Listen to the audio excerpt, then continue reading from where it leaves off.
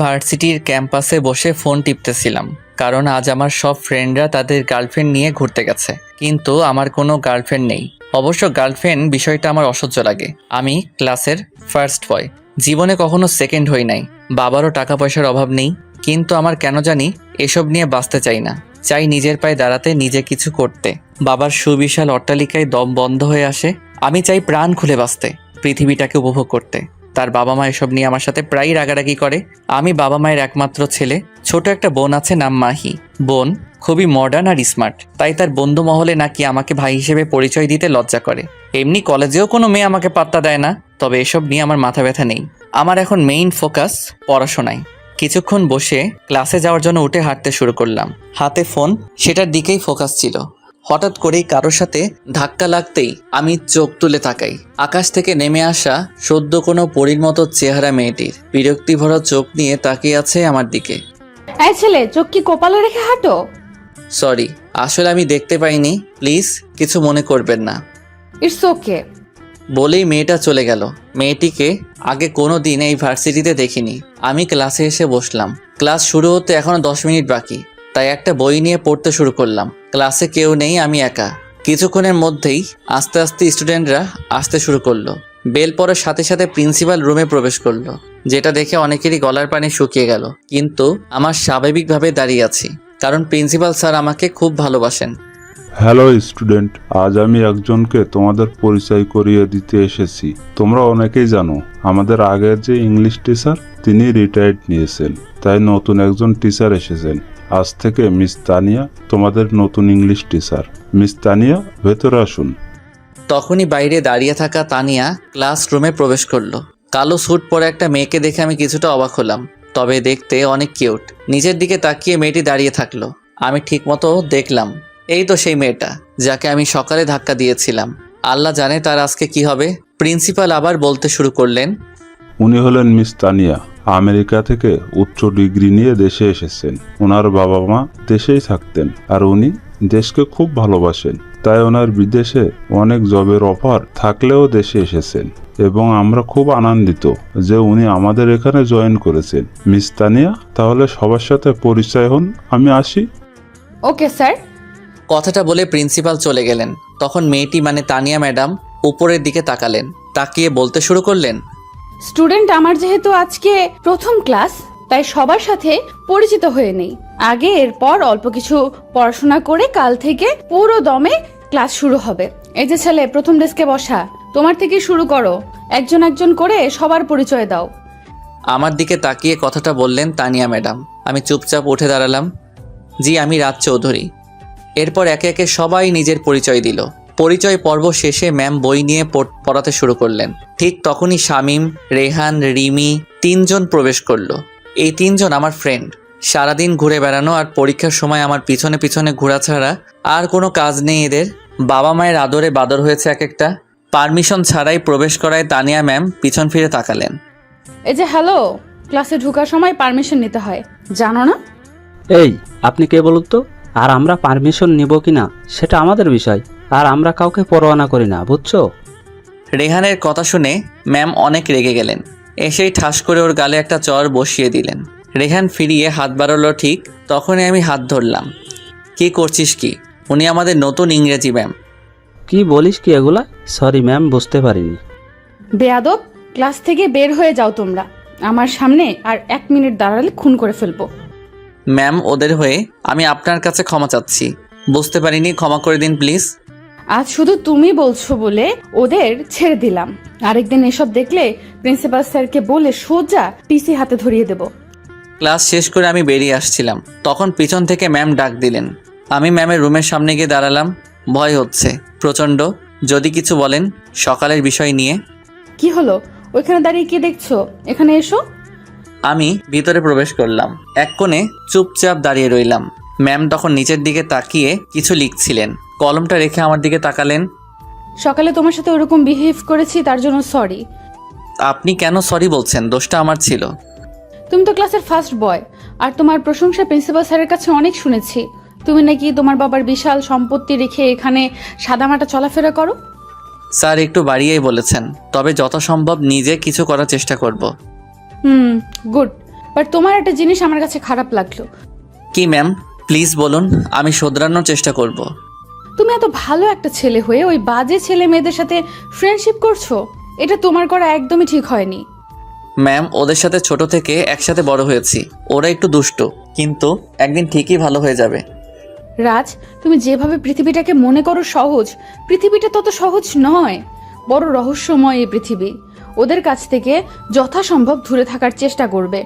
একটা কথা হয়তো জানো, সৎসঙ্গে স্বর্গবাস আর অসৎ সঙ্গে সর্বনাশ। আমি আমার সর্বোচ্চ চেষ্টা করব। এই তো, গুড বয়। আচ্ছা, তাহলে এখন কি বাসায় যাবা? জি। ওকে, সাবধানে যাও। আমি ম্যামের রুম থেকে বেরিয়ে আসলাম, মুখে মৃদু হাসি নিয়ে। এই হাসির কারণ অজানা।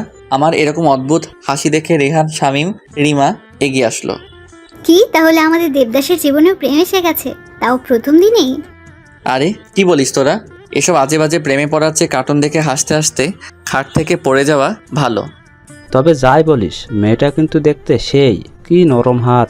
ওর হাতে থাপ্পড় খেয়ে নিজেকে ভাগ্যবান মনে হচ্ছে। কথাটা শুনে আমার রাগ হতে লাগলো। ছি রেহান, তুই এত খারাপ? উনি আমাদের শিক্ষক, আর শিক্ষককে নিয়ে এসব বাজে মন্তব্য করতে তোর একটু মুখে বাঁধলো না? এটা কিন্তু রাজ একদম ঠিক বলেছে। রেহান, ইদানিং একটু বেশি উচ্ছৃঙ্খল হয়ে যাচ্ছিস। আচ্ছা সরি বাবা, আমি তো শুধু কথা বলেছি। ওদিকে রাজ্যে ম্যামকে নিয়ে কল্পনার রাজ্য সাজাচ্ছে আর একা একা হাসছে তার বেলায়। রাজ শিওর ম্যামের প্রেমে পড়েছে। না হলে আমরা গণিতের টাকলা স্যারকে নিয়ে কত বাজে মন্তব্য করি, তখন তো কিছু বলে না। তাহলে এই ম্যাডামকে নিয়ে কথা বলতেই কেন রেগে গেল? প্রেম হলো একটা পরীক্ষা, যেখানে পাশের হারের চেয়ে বাঁশের হার অনেক বেশি। আর তোমরা যেহেতু বাঁশ খেতে খেতে অভ্যস্ত, তাই বাঁশ খাও। আমি গেলাম। কথাটা বলেই আমি বাড়ির দিকে রওনা দিলাম, আর সবাই ব্যস্ত হয়ে গেল আড্ডায়। ওদিকে তানিয়াও সব কাজ শেষ করে বাসায় ফিরল। এখানে তানিয়াদের একটা বাসা আছে। তানিয়া আর ওর এক বান্ধবী থাকে। ওই বান্ধবী নার্সিং কলেজে পড়ে, আর তানিয়ার বাবা মাও দেশে নেই, তাই তানিয়া ওর বান্ধবীর সাথে শেয়ার করে থাকে। আমি বাড়ি ফিরে ড্রয়িং রুমে দেখলাম ছোট বোন মাহি হাঁটুর সমান একটা জামা পরে বসে আছে, ফোনে কারোর সাথে চ্যাট করছে। আমি ঘরে ঢুকে সোফায় বসলাম। মাহি, তুই আজকে কলেজে যাস নাই? আর এসব কি পরে বসে আছিস? কতটা নোংরা আর বাজে দেখাচ্ছে। আমি তোর মতো খ্যাত না প্রতিদিন কাঁধে ব্যাগ ঝুলিয়ে কলেজে যাব। আমার আরো অনেক কাজ আছে। তোর আবার এত কি কাজ? সারাদিন ফোন টিপস আর কার সাথে জানি চ্যাটিং করস। তাতে তোর কি? তুই কে এসবের হিসেব চাওয়ার? জীবনে অনেক এনজয় করার বিষয় আছে। সারাদিন শুধু বইয়ের ভেতর মুখ ডুবে রাখার নাম জীবন নয়। জীবন মানে প্রাণ খুলে বাঁচা। প্রাণ খুলে বাঁচার নাম এটা নয় যে ছোট ছোট জামা পরে মানুষকে নিজের শরীর দেখিয়ে বেড়াবে। একদিন এসবের জন্য তোকে অনেক আফসোস করতে হবে। তোকে কি আমি আমার মোটিভেশনাল স্পিকার হিসেবে রেখেছি? তুই তোর কাজ কর। আমি চৌধুরী বাড়ির একমাত্র মেয়ে, আমাকে কেন আফসোস করতে হবে? আমি তাচ্ছিল্যের হাসি হেসে নিজের রুমে চলে আসি। মনের মধ্যে অজানা এক আতঙ্ক কাজ করে সবসময়। ওরকম অবাধে চলাফেরা করা মেয়েগুলোই যখন জীবনের আসল মানে খুঁজে পায়, তখন তাদের কন্ট্রোলে কিছুই থাকে না। তখন শুধু আফসোস করতে হয়। ফ্রেশ হয়ে লাঞ্চ করে একটা গল্পের বই নিয়ে বেলকনিতে বসে আছি। চোখের সামনে শুধু তানিয়া ম্যামের ছবি ভাসছিল। কিন্তু কেন এমনটা হচ্ছে? বইটা রেখে ঘুরতে বের হয়ে রাস্তা দিয়ে আনমনে হেঁটে যাচ্ছিলাম। তখন হঠাৎ করে কেউ ডাক দিল। আমি আগে পিছে তাকিয়ে দেখলাম কেউ নেই। আবার ডাক দিল। উপরে তাকিয়ে তো আমি অবাক। তানিয়া ম্যাম দাঁড়িয়ে আছেন বেলকনিতে। আমি ইশারায় জিজ্ঞেস করলাম, কোনো দরকার? তখন ম্যাম আমাকে উপরে আসতে বললেন। আমি ম্যামের দরজার সামনে গিয়ে বেল বাজাতেই দরজা খুলে দিলেন। কোনো দরকার ম্যাম? না, কোনো দরকার নেই। তুমি হেঁটে যাচ্ছিলে তাই ভাবলাম ডেকে কথা বলি। পরিচিত হও, এই আমার ফ্রেন্ড মিম। একটা মেয়ে তখন কিচেন থেকে বের হচ্ছিল। মেয়েটিকে দেখিয়ে কথাটি বললেন তানিয়া ম্যাম। আপনি কি রাস? জি, কিন্তু আপনি আমার নাম জানলেন কি করে? কেন? তানিয়া বলছে, তোমার কথা তো অনেক বলছে। আমি তানিয়া ম্যামের দিকে তাকালাম। তিনি হয়তো কিছুটা লজ্জা পেয়েছেন। লজ্জা মাখা মুখটা দেখতে অসম্ভব সুন্দর লাগছিল। আমি এক দৃষ্টিতে তাকিয়েছিলাম। যখনই খেয়াল হলো তাড়াতাড়ি মুখটা ফিরিয়ে নিলাম। হয়তো ম্যাম সেটা টের পেয়েছিলেন। আচ্ছা রাজ, তুমি বসো, আমি চা নিয়ে আসি। কথাটা বলে তানিয়া ম্যাম আর মিম কিচেনের দিকে চলে গেল। আমি চারিদিকে তাকিয়ে বাড়িটা দেখছিলাম। অনেক সুন্দর করে সাজিয়েছেন ম্যাম। ওদিকে কিচেনে গিয়ে তানিয়া চা বানাতে শুরু করে। যাই বলিস তানিয়া, ছেলেটা কিন্তু দেখতে পুরাই আগুন। শুধু দেখতে না, গুণেও আগুন। ছেলেটার নাম্বারটা এনে দে না প্লিজ। মিমের কথায় তানিয়া রাগান্বিত হয়ে পেছনে ঘুরে তাকালো। কি বললি আবার বল? বলছি ছেলেটার নাম্বারটা এনে দিলে প্রেম করতাম। আমি নিজেই নাম্বার আনতে পারছি না আর তোর জন্য আনবো, আর তুই ওর দিকে তাকাবি না। কেন তাকাবো না? অত সব বুঝি না, তুই ওকে মন থেকে মুছে ফেল। এটা কোনো কথা হলো? প্রেমের আগেই স্যাকা দিয়ে দিলি? তানিয়া মুচকি হেসে চায়ের কাপ নিয়ে ড্রয়িং রুমে আসলো। আমি তখন নিচের দিকে তাকিয়ে চুপচাপ বসেছিলাম। এরপর আমরা অনেকক্ষণ গল্প করে, ম্যাম আপনার আব্বু আম্মু কোথায়? বাবা আমার দেশের বাইরে থাকেন। আজ তাহলে আসি ম্যাডাম। ঠিক আছে। আচ্ছা, একটা কথা, জি বলুন ম্যাম। তোমার নাম্বারটা দেওয়া যাবে? মানে কোনো দরকার হলে কল করব। আমি নাম্বারটা দিয়ে বাড়িতে চলে আসি। ওদিকে তানিয়া নাম্বারটা সেভ করে মিমকে দেখায়। মিম মন খারাপ করে বসে থাকে। জানো, রাগ করো কেন?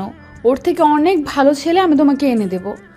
করছু দিবা, দেখবি তোর ছেলে মেয়ে সব টিকটকারের মতো হবে, বানরের মতো নখ থাকবে, তোরে খামসে মেরে ফেলবে। শকুনের দোয়ায় কোনোদিন গরু মরতে দেখেছিলি? বলেই হাসতে হাসতে রুমে চলে যায় তানিয়া। আমি বাড়িতে এসে পড়তে বসি, কিন্তু আজ কেন জানি কিছুতেই মন বসছিল না, তাই শুয়ে পড়লাম। হালকা একটা ঘুম দিয়ে আবার পড়তে বসলাম। কিছু সময় পড়ালেখা করে ডিনার করে শুয়ে পড়ি। ঘুম আসছিল না, তাই আমি কিছু সময় রুমে পায়চারি করলাম। একটু পর এসে আবার শুয়ে পড়লাম। হঠাৎ করে ফোনে রিং বাজতে শুরু করলো। আমি কিছুটা অবাক হয়ে ফোনটা তুলে ওপাশ থেকে একটা মেয়েলি কণ্ঠ ভেসে আসলো। আসসালামু আলাইকুম, কে বলছেন? ওয়ালাইকুম আসসালাম। তুমি কি রাজ? জি বলুন। আমি তানিয়া। ম্যাম আপনি, কোনো প্রয়োজন? না, এমনি ঘুম আসছিল না, তাই ভাবলাম তোমাকে কল করে দেখি কি করো। আমারও একই অবস্থা, কিছুতেই ঘুম আসছিল না। এরপর দুজন কিছু সময় কথা বলে ঘুমিয়ে যাই। এভাবেই বাড়ি ভার্সিটি করে প্রায় 7 সপ্তাহ কেটে গেল। এখন অনেকটাই স্বাভাবিক ম্যামের সাথে, তবে ম্যামের ব্যবহার আমার কাছে কেমন যেন লাগে। পরের দিন ভার্সিটিতে একটা অনুষ্ঠান ছিল। প্রাইভেট ভার্সিটি হওয়ায় ক্যাম্পাস তেমন একটা বড় না, তাই একটা বিশাল পার্টি সেন্টারে আয়োজন করা হয়। আমি এসবে যাই না, তবে এবার ম্যাম আমাকে থাকতে বলেছেন, তাই ভাবছি যাব। পরের দিন সকালবেলা আমি রেডি হচ্ছিলাম। সাদা একটা পাঞ্জাবি পরে চুলগুলো ঠিক করে বেরিয়ে পড়লাম। পার্টি সেন্টারে আসতেই মনটা খারাপ হয়ে গেল। আমি চারদিকে ছেলেমেয়েরা মডার্ন ড্রেস পরে লাফালাফি করছে, কেউ বয়ফ্রেন্ডের হাত ধরে ঘুরছে। সব মিলিয়ে জায়গাটা যে একটা শিক্ষা প্রতিষ্ঠানের অনুষ্ঠানের জন্য সেটা বোঝা যাচ্ছিল না। একটু পর অনুষ্ঠান শুরু হলো। আমার পাশের চেয়ারটা খালি ছিল। হঠাৎ করে একটা নীল শাড়ি পরা মেয়ে বসে পড়লো। সেখানে আমার পুরো মনোযোগ স্টেজের দিকে, তাই খেয়াল করিনি। যখন খেয়াল করলাম তখন তো আমি অবাক। তানিয়া ম্যাডাম শাড়ি পরেছেন, অসম্ভব সুন্দর লাগছিল ওনাকে। কি হলো রাজ, এভাবে তাকিয়ে আছো কেন? আমাকে কি বেশি বাজে লাগছে? ছি ছি, এসব কি বলছেন? আপনাকে অনেক সুন্দর লাগছে। ধন্যবাদ, তোমাকেও অনেক কিউট লাগছে। অনুষ্ঠান শেষ হতেই স্টুডেন্টরা বিশৃঙ্খলা শুরু করলো। আমি আর তানিয়া ম্যাম একপাশে দাঁড়িয়েছিলাম। ছেলেমেয়েরা ড্রিঙ্ক করা আরম্ভ করলো। আমি আর এক মুহূর্ত সেখানে দাঁড়ালাম না। পার্টি সেন্টারটা অনেক বড় ছিল, তাই দ্বিতীয় তলায় গেলাম। সেখানে একই অবস্থা। আমি আনমনে হাঁটছিলাম। হঠাৎ করেই আমার নজর পড়ে একটা রুমে। রুমের ভেতরে তাকাতেই চোখ বয়ে 2 ফোঁটা অশ্রু গড়িয়ে পড়ল। ভিতরের কেউ নয়, আমার একমাত্র ছোট বোন মাহি একটা ছেলের সাথে অন্তরঙ্গ সম্পর্কে লিপ্ত আছে। আমি আর থাকতে পারলাম না, সোজা নিজের বাসায় চলে আসলাম। পিছন থেকে ম্যাম অনেকবার ডাকলেও না শুনেই হাঁটছিলাম। আমার এমন ব্যবহারে তানিয়া কিছুটা অবাক হলো। বাড়িতে এসেই আমি আব্বু আম্মুকে চিৎকার করে ডাকতে থাকলাম। আমার চিৎকার শুনে বাবা মা নিচে নামে। কি হয়েছে রাজ, এরকম চিৎকার করছো কেন? আমি কতবার নিষেধ করেছিলাম মাহিকে এভাবে অবাধ ঘোরাফেরা থেকে বাধা দাও, না তোমরা আমার কথা শুনলে না। আজ যদি ওকে বাধা দিতে এরকম দিন দেখতে হতো না। কি হয়েছে বাবা, বল আমাদেরকে। আমি সব ঘটনা খুলে বললাম। আম্মু সোজা মাটিতে বসে পড়ল। পুরো বাড়ি নিস্তব্ধ। কিছুক্ষণ পর মাহি বাড়িতে প্রবেশ করলো। কোথায় গিয়েছিলি? কোথায় যাব? কলেজে গিয়েছিলাম। আমি নিজের রাগকে কন্ট্রোল করতে পারলাম না, গিয়ে কয়েকটা থাপ্পড় বসিয়ে দিলাম মাহির গালে। বাবা নিশ্চয় হয়ে দাঁড়িয়ে দেখছিলেন, কারণ কখনো আমাকে এতটা ভয়ঙ্কর দেখায়নি। আব্বু আম্মু তোমরা দাঁড়িয়ে কি দেখছো? রাজ আমার গায়ে হাত তুললো কেন? বেশ করেছে, যে কাজটা এতদিন আমরা করতে পারিনি আজ সেই কাজটা ও করেছে। এতদিন ঠিক মতো তোকে শাসন করলে আজ তুই এত নিচে নামতে পারতি না। আমি টেনে নিয়ে রুমের দরজা আটকে রাখি মাহিকে। কখনো চিন্তা করিনি আমার একমাত্র ছোট বোনটার গায়ে হাত তুলবো, কিন্তু সময় এমনই, কখন কাকে কিভাবে কোথায় এনে ফেলে তা বোঝা বড়ই রহস্যময়। আমি কিছু ভাবতে পারছি না।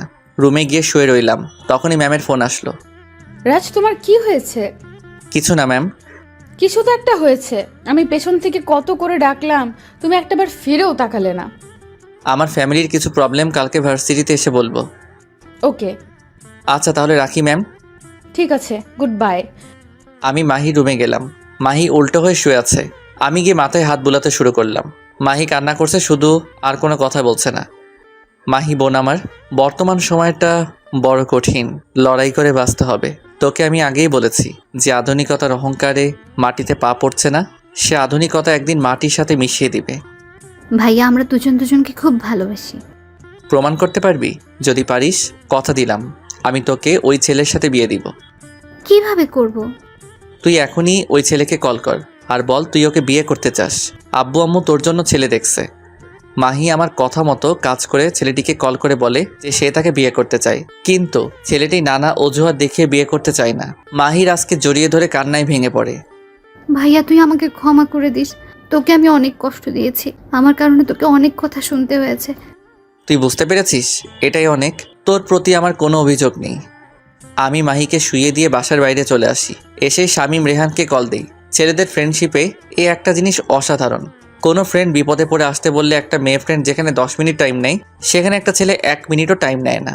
আমি সেখানে দাঁড়িয়ে থাকতে থাকতে শামীম আর রেহান চলে এলো। কি রে দোস্ত, তুই তো এই সন্ধ্যার সময় বাড়ি থেকে বেরোস না, আজকে এত আর্জেন্ট কল? দোস্ত, আমার সাথে একটা মার্ডার করতে পারবি? কি বলিস এসব? আর কাকে মার্ডার করবি? আমি শামীম আর রেহানকে পুরো ঘটনা খুলে বলে খান্নায় ভেঙে পড়ি। দোষ, ওই ছেলের পৃথিবীতে বেঁচে থাকার কোনো অধিকারই নেই। চল, আর কেউ থাকুক আর না থাকুক, আমি তোর সাথে আছি।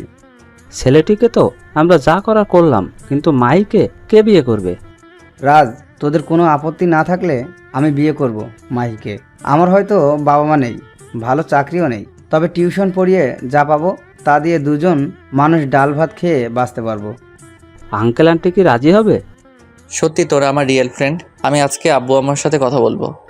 আমি শামীম আর রেহানকে ছেলেটার ছবি দেই। ওদের যত পরিচিত আছে সবার কাছে পিকটা পাঠিয়ে দিই। আমি ফিরে আসছিলাম তখন ম্যামের বাসার সামনে আসি। কল দিবে কিনা ভেবে পাচ্ছে না। শেষে কল না করে বাসায় চলে যাই। কলিং বেল বাজাতেই ম্যাম এসে দরজা খুলে দেয়। রাজ ভেতরে আসো। আমি ভিতরে গিয়ে বসি। তখন ম্যামের বান্ধবী মিম বাড়িতে ছিল না, তাই আমার অস্বস্তি হতে শুরু করলো। ম্যাম 2 কাপ চা নিয়ে এসে বসলেন। রাজ তোমার কি এমন হলো যে এত রেগে বেরিয়ে গেলে?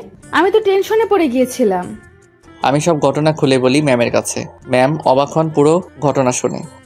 এত কিছু ঘটে গেছে এই একদিনের মধ্যে, সত্যি জীবনটা অনেক রহস্যময়।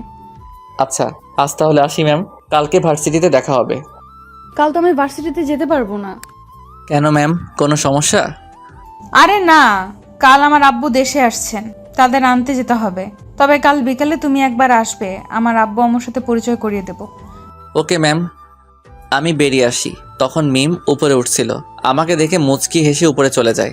আমি কিছু বুঝতে না পেরে চলে আসি। বাসায় আসার পর দেখি তার বাবা মার মুখ কালো।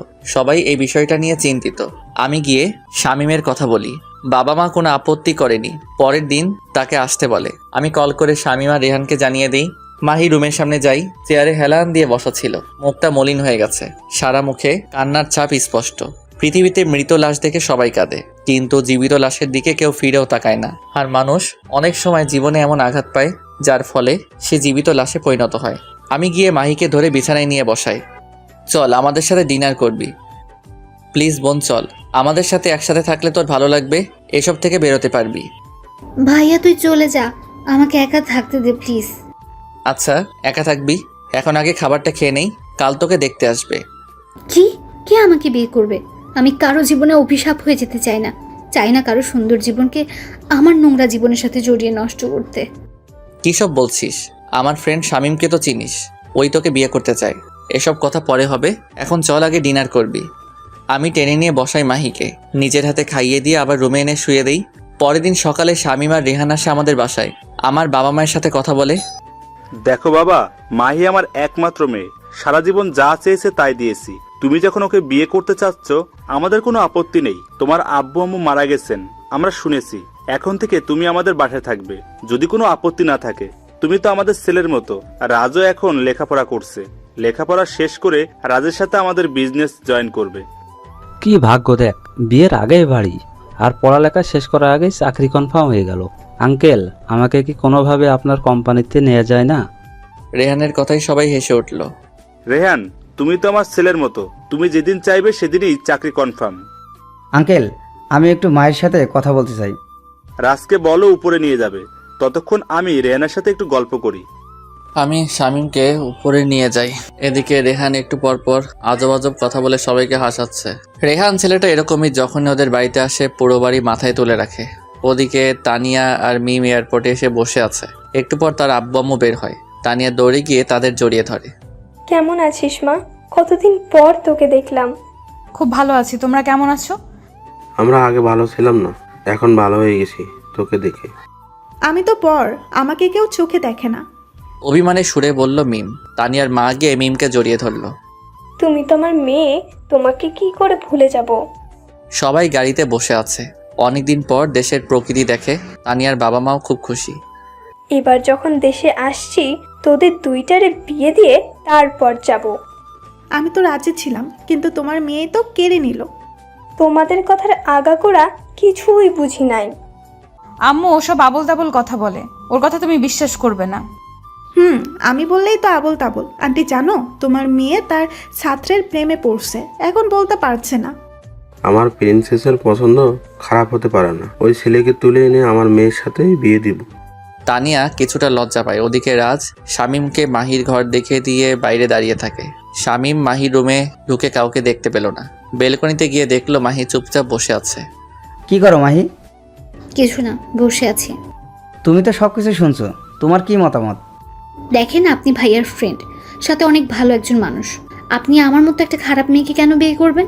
আপনি আমার থেকে অনেক ভালো মেয়ে ডিজার্ভ করেন, আর আমি কারো অনুগ্রহ হয়ে তার জীবনে যেতে পারবো না। তুমি কি মনে করছো তোমার ঘটনার কারণে অনুগ্রহ করে তোমাকে বিয়ে করেছি?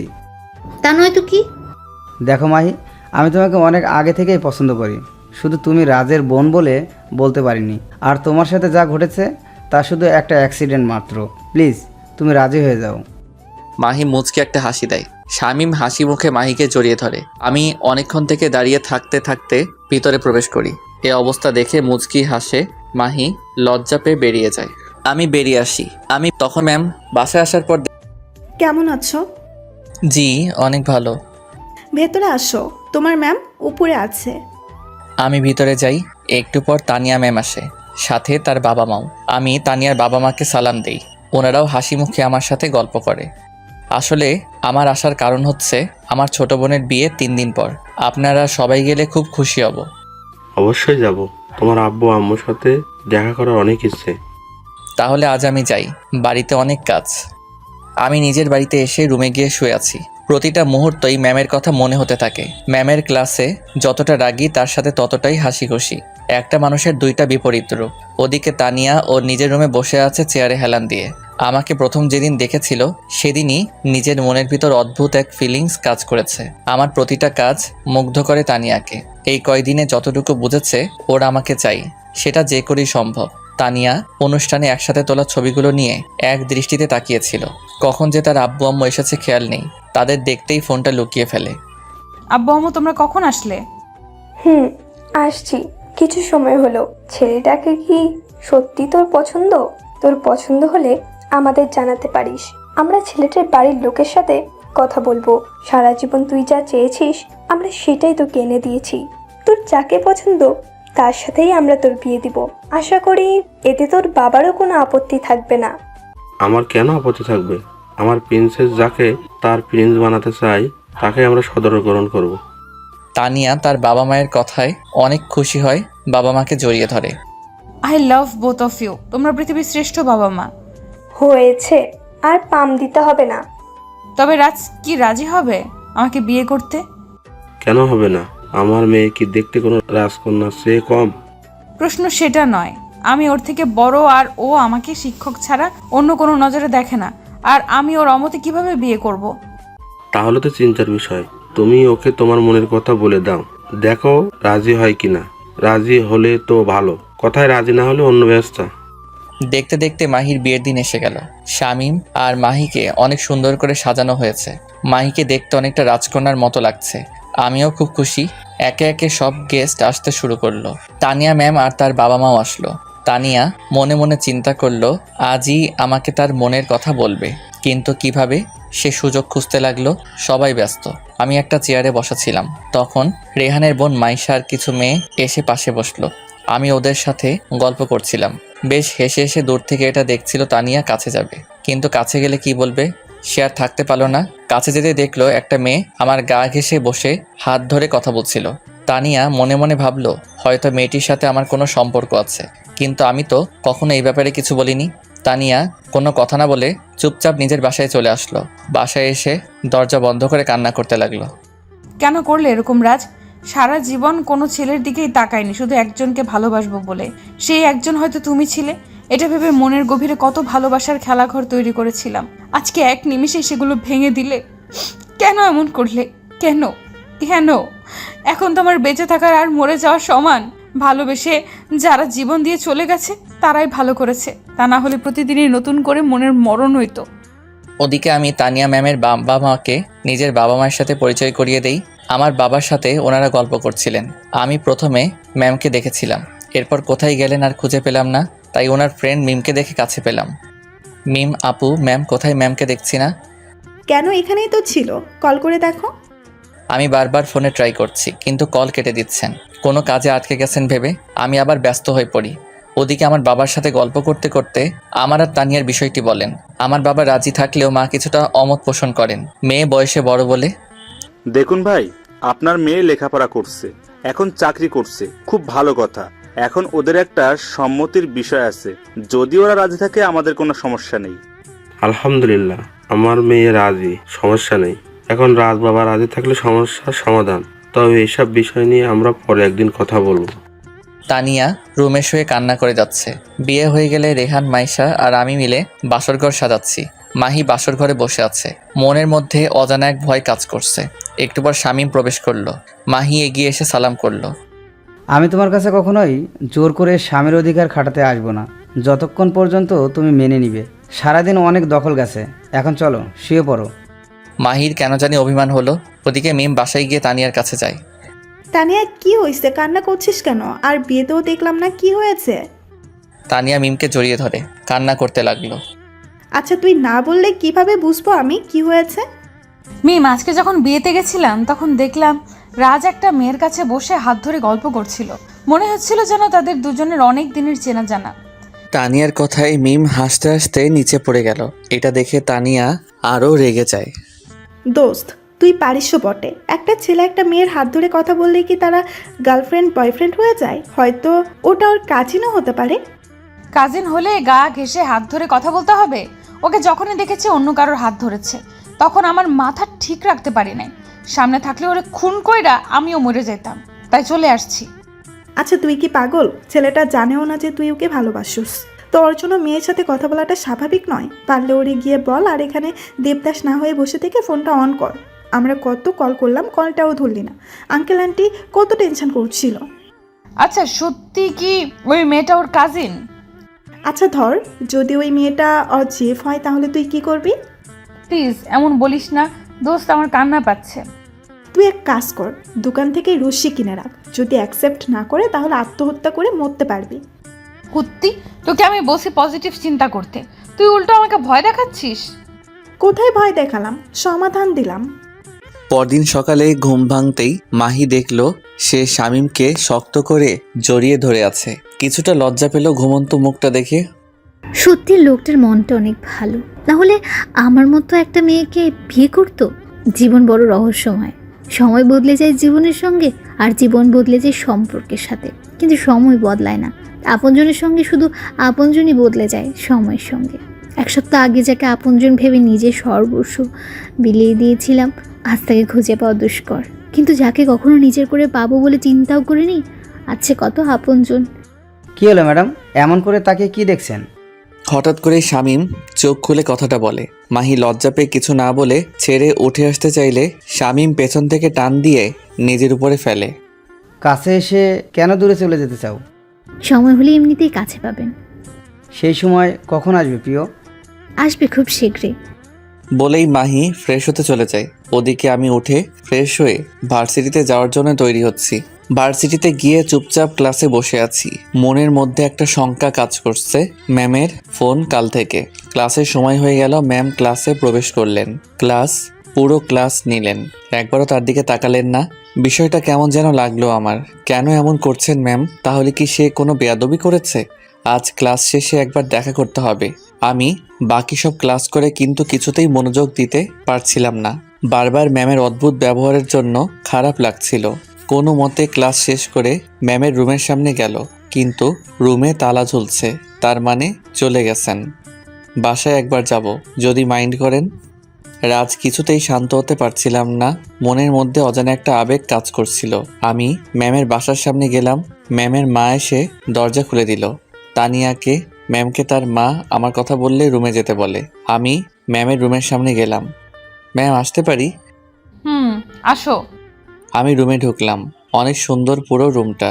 লম্বা বেলকনিতে একটা দোলনা ঝোলানো, বিছানার পাশে সুবিশাল বুক সেল।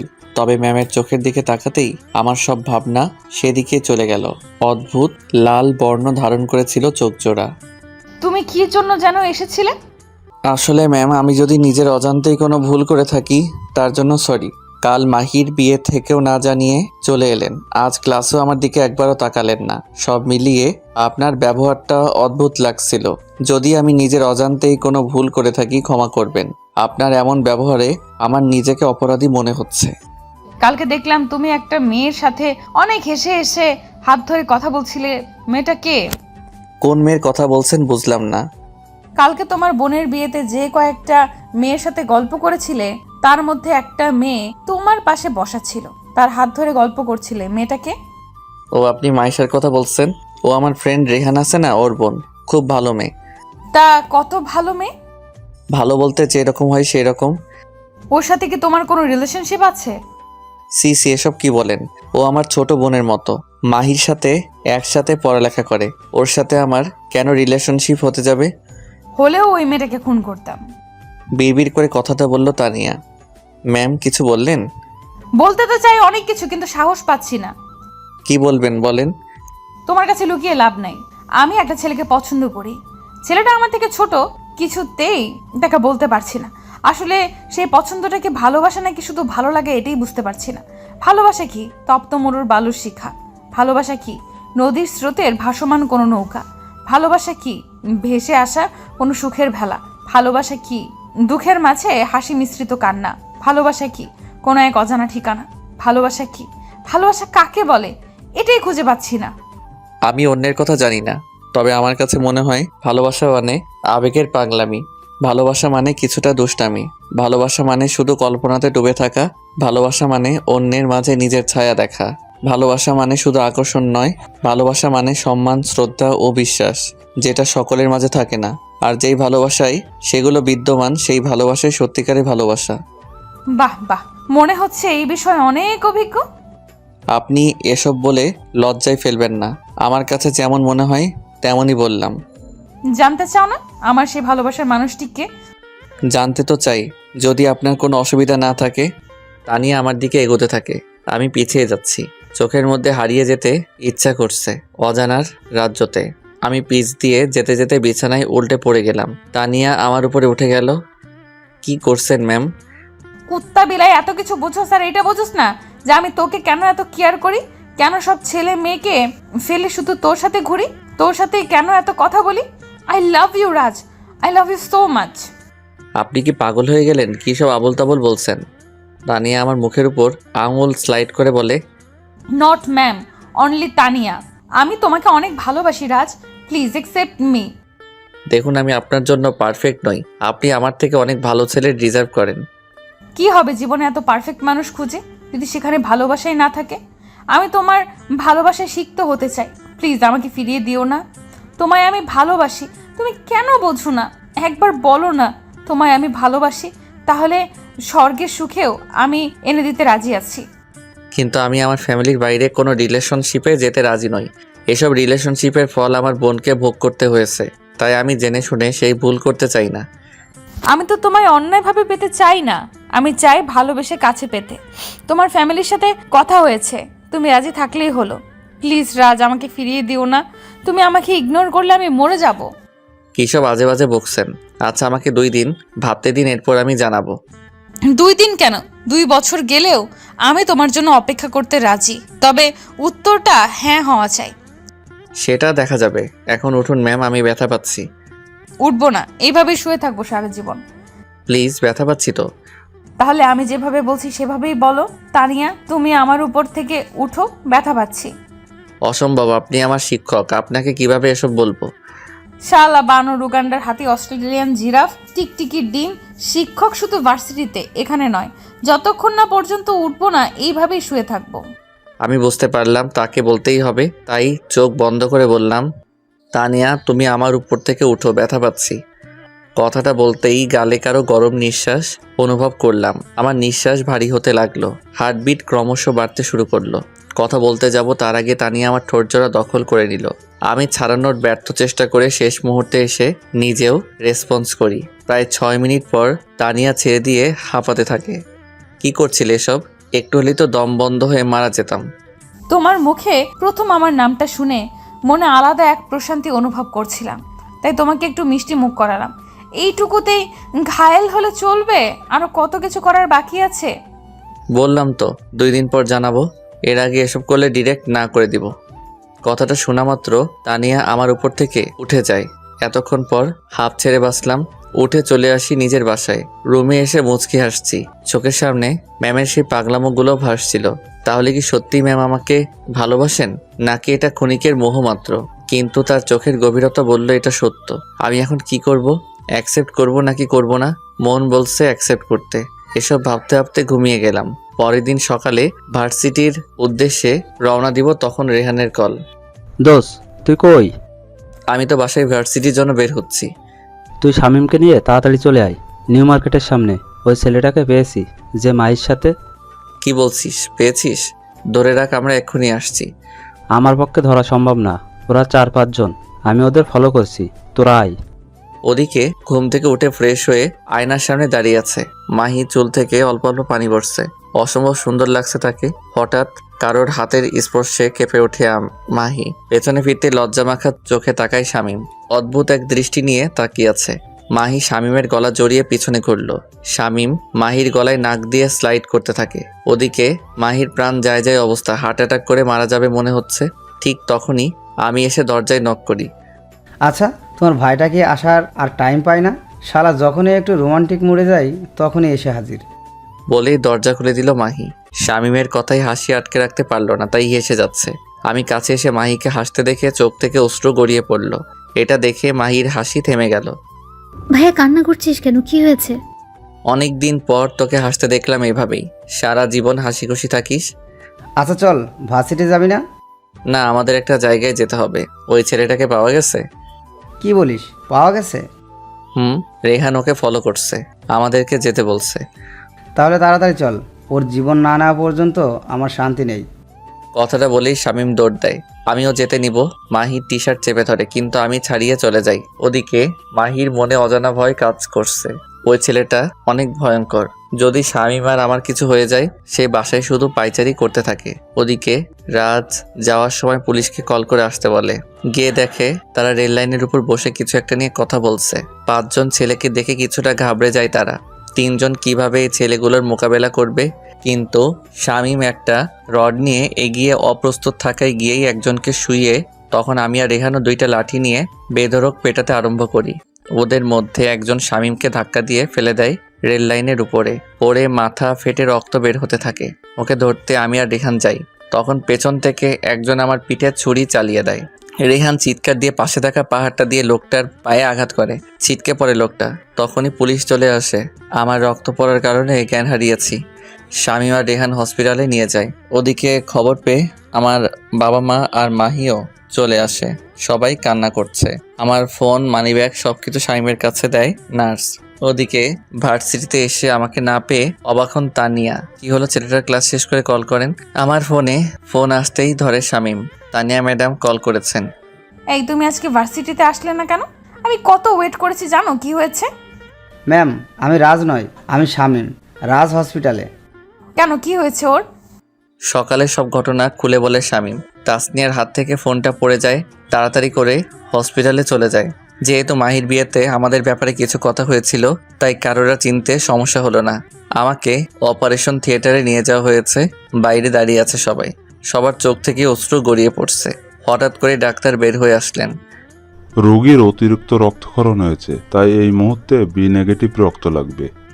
এখানে তো কারোর বি নেগেটিভ রক্ত নেই মনে হয়। আমার আছে আঙ্কেল, আমি রক্ত দিব। আসুন আমাদের সাথে। তানিয়া ডাক্তারের সাথে যায়, রক্ত দিচ্ছে আর পাশের বেডে শুয়ে থাকা নিস্তব্ধ নিথর প্রিয় মানুষটার দেহ দেখছে।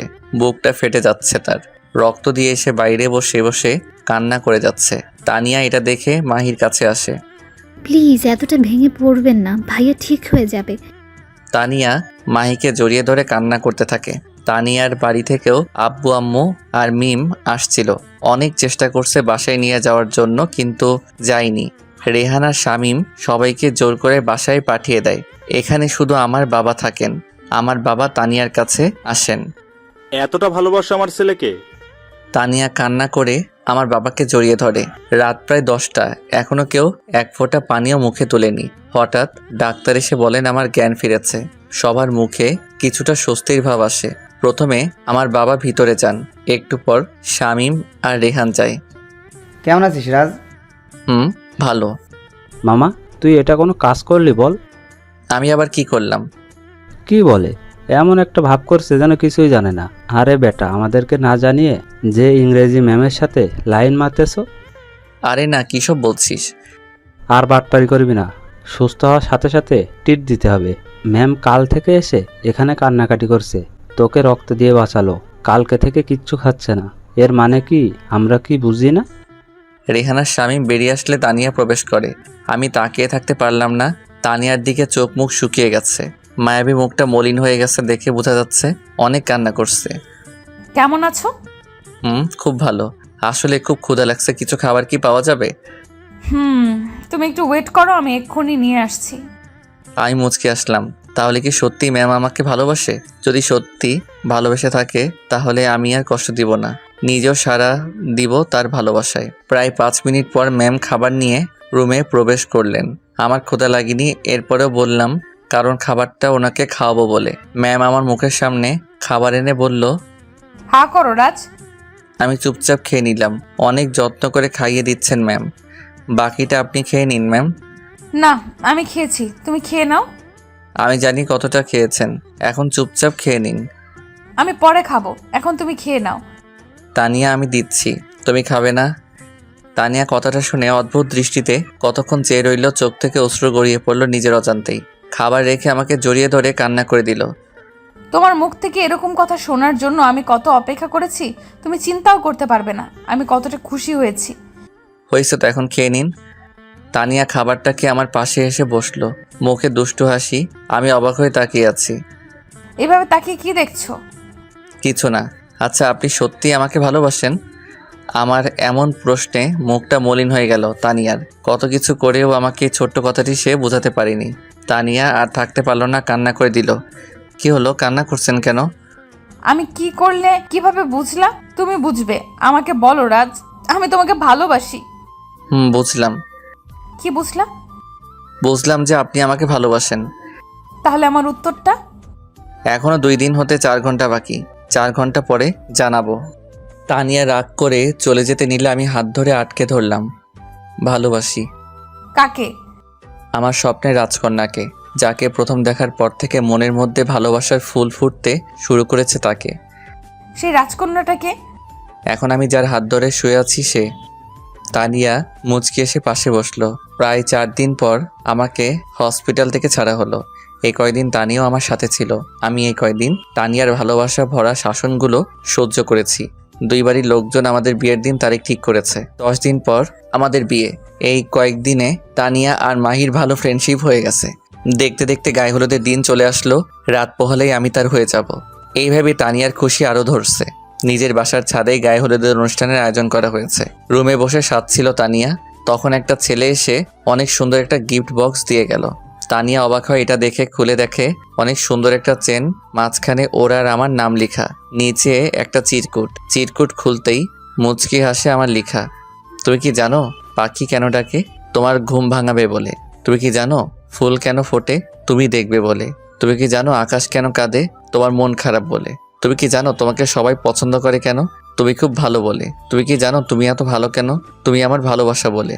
প্রিয় তোমার স্নিগ্ধ হাতের স্পর্শে সকালের সূর্যটা দেখতে চাই। এই কয়দিনে ভালোবাসা কাকে বলে তুমি বুঝিয়েছ। এখন প্রশ্ন একটাই, তুমি আমাকে কতটা ভালোবাসো? তানিয়া নিজের ফোনটা হাতে নিয়ে আমাকে মেসেজ করে। তুমি যেমন বলতে পারবে না আকাশে কতগুলো তারা আছে, সাগরে কত ফোঁটা পানি আছে, ঠিক তেমনি আমিও বলতে পারবো না তোমার জন্য আমার হৃদয়ে কতটুকু ভালোবাসা আছে। তাই এই প্রশ্নের কোনো উত্তর আমার কাছে নেই। দেখতে দেখতে আমাদের দুজনের বিয়ে হয়ে গেল। আমি বাসর ঘরে যাওয়ার জন্য হাঁসফাঁস করছি, কিন্তু তার বন্ধুরা কিছুতেই ছাড়ছে না। তোর জন্য আমি ঠিক মতো বাসর করতে পারি নাই, এখন তুমি বাসর করবা? অসম্ভব, তা হতে পারে না। আজ তোকে এখানেই থাকতে হবে। প্লিজ দোস্ত, আমাকে যদি জীবিত দেখতে চাস তাহলে যেতে দেয়, না হলে কাল সকালে আমার দাফন করার ব্যবস্থা কর। তোরা তো জানিস ম্যাম কত ভয়ঙ্কর। শালা এখনো নিজের বউকে ম্যাডাম ডাকছে। ঠিক তখন মাহি সেখানে আসে। মাহিকে দেখে, ওই যে যার কাজে ব্যস্ত হয়ে পড়ে। আমিও এই সুযোগে বাসর ঘরের দরজা খুলে টুক করে ঢুকে পড়ি। এই তুমি ঘরে আসো, কাজ আছে। যাও মামা, তোমরা সবাই গিয়ে বাসর করো, আমি বসে ঘাস কাটি। স্বামী মুচকি হেসে চলে গেল। আমি রুমে ঢুকতেই তানিয়া এসে সালাম করলো। এই কি করছো ম্যাডাম? আসো, তোমার ম্যাডাম ডাকার স্বাদ মেটাচ্ছি। বলি আমাকে ধাক্কা দিয়ে ফেলে দেয় তানিয়া। কি যেন বলছিলে? কিছু না। না, কিছু একটা বলছো। সরি প্লিজ, আর কখনো বলবো না। আর বলতেও পারবে না। বলেই তানিয়া আমার ঠোঁট জোড়া দখল করে নিল। এরপর কি হলো তা জানতে হলে আপনারাও বিয়ে করে নিন। পূর্ণতা পেল আমাদের ভালোবাসা। এইভাবেই পূর্ণতা পাক পৃথিবীর সব সত্যিকারের ভালোবাসা। ভালোবাসা শব্দটা সবার জীবনে খুব গুরুত্বপূর্ণ।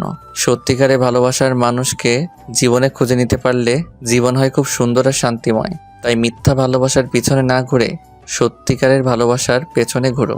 তার জন্য হাসো যে তোমার জন্য কাঁদে, তার জন্য লড়াই করো যে তোমাকে রক্ষা করে, আর ভালোবাসো তাকেই যে তোমাকে তোমার থেকেও বেশি ভালোবাসে। সত্যিকার ভালোবাসায় হাজারবার ঝগড়া হলেও কেউ কাউকে একা ফেলে যাওয়ার কথা ভাবে না। গুড বাই, দেখা হবে পরবর্তী কোনো গল্পতে।